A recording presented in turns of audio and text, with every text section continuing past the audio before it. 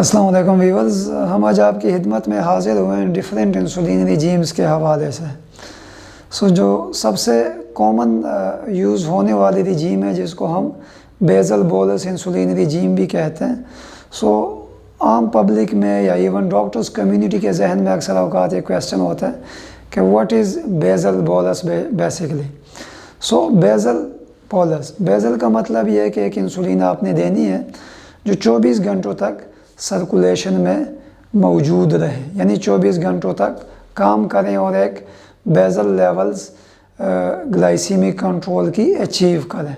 Bolus का क्या मतलब है? बोलस का मतलब ये है कि आपने हर खाने से पहले मरीज़ को इंसुलिन देनी है जो खाने में लिए गए कार्बोहाइड्रेट्स, फैट्स और प्रोटीन्स के नतीजे में शुगर बढ़ने के असरात को कम कर सकें।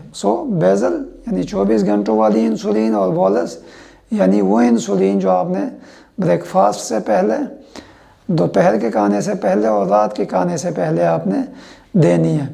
कौन कौन से ऑप्शंस है आपके पास? इसमें आपके पास ऑप्शंस मल्टीपल हैं। बेसल इंसुलिन के लिए आप ग्लार्जीन यूज़ कर सकते हैं, डेटामर यूज़ कर सकते हैं और डिग्लूडेक यूज़ कर सकते हैं।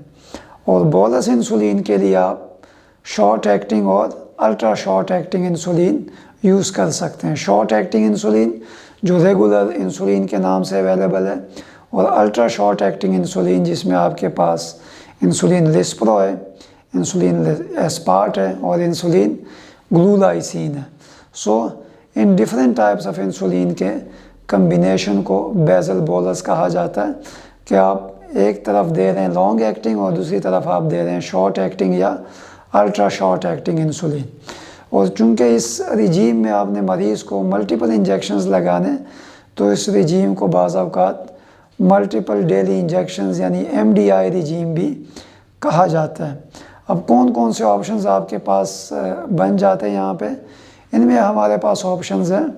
आप ग्लार्जीन को कंबाइन कर सकते हैं रेगुलर इंसुलिन के साथ, आप ग्लार्जीन को दे सकते हैं अल्ट्रा शॉर्ट एक्टिंग इंसुलिन के साथ, यानी आपने ग्लार्जीन एट नाइट या 9 AM देनी है, रात के 8 बजे या 9 बजे या सुबह के 8 या 9 बजे, और आपने साथ में शॉर्ट एक्टिंग इंसुलिन हर खाने से पहले देनी है या अल्ट्रा शॉर्ट एक्टिंग इंसुलिन आपने हर खाने से पहले देनी है और ब्रेकफास्ट से पहले देनी है। ये आपके इंजेक्शंस बन जाते हैं। अगर आप एक लॉन्ग एक्टिंग दोगे और आप 3 दफ़ा शॉर्ट एक्टिंग दोगे तो ये दिन में 4 इंजेक्शंस बन जाएंगे। अगर आप दिन में 4 दफ़ा अल्ट्रा शॉर्ट एक्टिंग इंजेक्शंस दे रहे हैं और 1 दफ़ा आप इंसुलिन ग्लार्जीन लगा रहे हैं तो आपके इंजेक्शंस की तादाद बढ़ जाएगी 5 तक। इसलिए इस रिजीम को मल्टीपल डेली इंजेक्शंस यानी MDI रिजीम भी कहा जाता है। इसी तरह डेटामर आप एज लॉन्ग एक्टिंग इंसुलिन कर सकते हैं और इसके साथ आप फिर शॉर्ट एक्टिंग या ultra short acting insulin use कर सकते हैं। डिग्लूडेक जिसको अल्ट्रा लॉन्ग एक्टिंग इंसुलिन भी कहा जाता है। डिग्लूडेक का एडवांटेज ये है कि इसमें आपके पास ऑलरेडी एक अल्ट्रा शॉर्ट एक्टिंग इंसुलिन पहले से इसके साथ मिक्स हुआ है। आपके पेशेंट को 3 इंजेक्शंस लगते हैं अगर आप इसको डिग्लूडेक को यूज़ करते हैं शॉर्ट एक्टिंग यानी रेगुलर इंसुलिन के साथ, यानी 2 दफ़ा आपने रेगुलर इंसुलिन देनी है दोपहर और रात के खाने से पहले, और नाश्ते से पहले आपने उसको राइजोडेक इंसुलिन लगवानी है। इसी तरह राइजोडेक अगर आप दे रहे हैं अल्ट्रा शॉर्ट एक्टिंग इंसुलिन के साथ, तो राइजोडेक आपने मॉर्निंग ब्रेकफास्ट से पहले, फिर आपकी ultra short acting insulin again 3 हिस्सों में डिवाइड हो जाएगी। लेकिन बेसल बोलस में आपने 50% लॉन्ग एक्टिंग इंसुलिन देनी है और 50% आपने शॉर्ट एक्टिंग या ultra short acting insulin use करनी है। जो दूसरा कॉमनली यूज्ड रिजीम है दैट इज़ शॉर्ट एक्टिंग और इंटरमीडिएट एक्टिंग इंसुलिन की कम्बिनेशन, यानी NPH और रेगुलर इंसुलिन की कम्बिनेशन। ये कंपेरेटिवली चीपर ऑप्शन है और इफ़ेक्टिव है to some extent, except in those cases जहाँ पे हाइपोग्लाइसीमिया का रिस्क ज़्यादा हो, क्योंकि देखा गया है कि NPH का जो हाइपोग्लाइसीमिया इंडेक्स है वो ज़्यादा है as compared to long acting या ultra long acting insulin. Otherwise इस इंसुलिन का जो सबसे जो एक फ़ायदेमंद पॉइंट है वो ये है कि NPH और रेगुलर इंसुलिन आपस में मिक्स हो सकते हैं। सो आपके इंजेक्शंस की तादाद 5 से कम होके 3 टाइम्स पे आ जाएगी, यानी मॉर्निंग और नाइट में आपने NPH और रेगुलर इंसुलिन को मिक्स करना है और दोपहर को आपने सिर्फ रेगुलर इंसुलिन लगवानी है पेशेंट को। लेकिन ये ख्याल रखें कि आपने रेगुलर इंसुलिन पहले सिरिंज में भरनी है और उसके बाद NPH इंसुलिन उसी सिरिंज में भरनी है, वरना इंसुलिन प्रेसिपिटेट हो जाएगी और इनफेक्टिव हो जाएगी।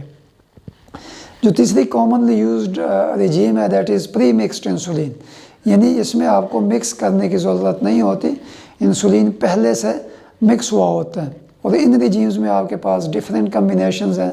सबसे कॉमन जो कम्बिनेशन यूज़ होता है दैट इज़ 70-30, यानी 70% NPH और 30% आपका शॉर्ट एक्टिंग जिसको रेगुलर इंसुलिन भी कहा जाता है। सो इस इंसुलिन का डिसएडवांटेज ये है कि इसको आप अपनी मर्ज़ी के मुताबिक प्री प्रेंडियल, पोस्ट प्रेंडियल इनके हिसाब से आप मैनिपुलेट नहीं कर सकते। अगर आप किसी प्री प्रेंडियल के हवाले से मैनिपुलेट करोगे तो रिस्क ये भी है कि पोस्ट प्रेंडियल ग्लाइसीमिक कंट्रोल पे इसका इफेक्ट हो, क्योंकि पहले से मिक्स हुआ है। एक इंसुलिन की डोज बढ़ाओगे, दूसरे की इंसुलिन की डोज ऑटोमेटिकली बढ़ जाएगी। चौथी जो एक कॉमन रिजीम है जो बहुत दफ़ा बुक्स में मेंशन नहीं होती लेकिन वो यूज़ हो सकती है, that is pre mixed insulin twice a day, और उसके साथ एक दफ़ा आपने रेगुलर इंसुलिन दोपहर के खाने से पहले देनी है। इसका मतलब ये है कि अगर आप इंसुलिन दे रहे हैं प्री मिक्स्ड तो चूँकि वो दोपहर के खाने वाली टाइमिंग को कवर नहीं कर रहा होता, जो उसका जो R कंपोनेंट है एक तो वो कम है, दूसरा अगर आपने मॉर्निंग में उसकी डोज दी है प्री मिक्स्ड इंसुलिन की, सो शॉर्ट एक्टिंग इंसुलिन 6 से 8 घंटे काम करके दोपहर तक उसका इफेक्ट तकरीबन ख़त्म हो चुका होता है। सो आप इसको BD में प्री मिक्स्ड इंसुलिन देते हैं और दोपहर के खाने से पहले आप उसको R इंसुलिन यानी रेगुलर इंसुलिन ऐड कर लेते हैं।